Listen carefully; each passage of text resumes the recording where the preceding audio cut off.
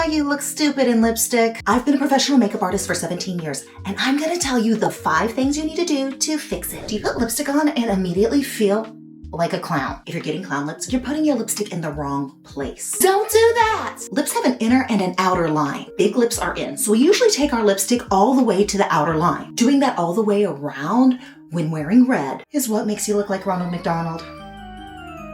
Do this instead. Grab a concealer pencil, and if you don't have one of those, you can use a flat liner brush and a concealer, or a foundation works too. Look at your lips and find the edge. That is the colored part where your lips meet the rest of your skin. Just outside that colored part is called the vermilion border. I just told you the name so I could sound smart. Anyways, you have 2 lines, and they're not always super obvious. So if you can't tell where the inner and the outer line are, just look for the colored part and the skin tone part. Looking at that outer line of your lips, we're gonna draw the concealer on the outer line, on the corner of your lips. Draw on top and on bottom. Look, it makes a V. We're gonna make another V, but a tiny V at your Cupid's bow. The Cupid's bow is just that top middle, so a tiny V here. Now when we go in with lipstick, we stay inside of these lines, like it's a coloring page. And if we go outside these lines, we look like we're trying to join the circus. Why? Because clowns go outside these lines, so their smiles can be seen all the way in the back row. So unless you need to be seen from 100 feet away, don't clown around. Stay inside these lines. But don't worry, I know you still want bigger lips, and I will show you how to get those bigger lips. But like the star of a movie, not the star of the circus. First, color in the lines here on the outer corner, color in that V here on the top lip and the bottom lip. And don't forget that tiny V. But right now, everyone and their mama wants fuller lips. For fuller lips, you do want to take the color all the way to the outside line of your lips, but only at the fullest part of your lips, which is the middle of your lips. So here at the top of the middle and here at the bottom middle are where you can get away with overlining your lips. When you draw the lines a little outside of your lips, it tricks the eye into thinking it is fuller. Now we connect the lines and fill in the rest of our lip. Now you have the perfect full pout. Don't forget to blend your outline with a clean brush. You don't want to see that sharp line of concealer, but having that concealer there didn't just help you know where to put the lipstick, it also helped define the outline,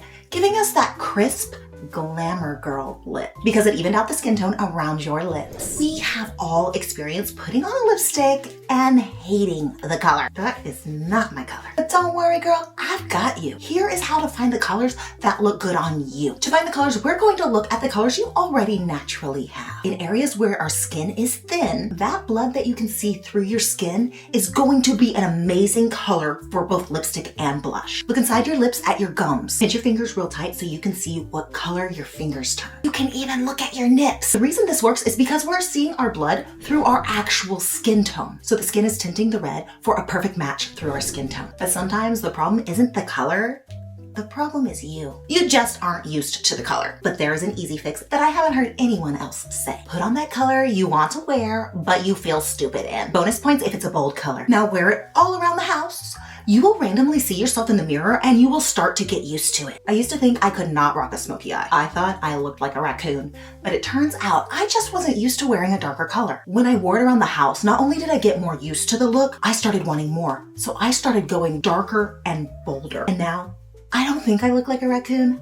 I think I look like a rock star. Too bad I can't sing on key. But if you're worried the color still just doesn't look good on you, it's okay, because I have a solution. You can add a tiny bit of concealer on top of the lip color. With this trick, you are toning down the lip color with adding your skin tone, making it match your skin tone better. And now you can be bold, but just a little bit. Still too much? Just add a little more concealer. Hello, perfect nude lip color. No matter how many tips I teach you, your lipstick will never look good unless you fix this one thing. If you have crusty, dusty lips, your lipstick will look bad. Your makeup mama is telling you the same thing your real mama tells you. Drink your water, darling. I fill up this jug every morning. That way I know when I finish this jug, I have gotten all the water I need by the end of the day. And if you have larger lips, you are gonna need to be more on top of making sure your lips stay hydrated. Listen to mama. Drink your water, take care of your skin.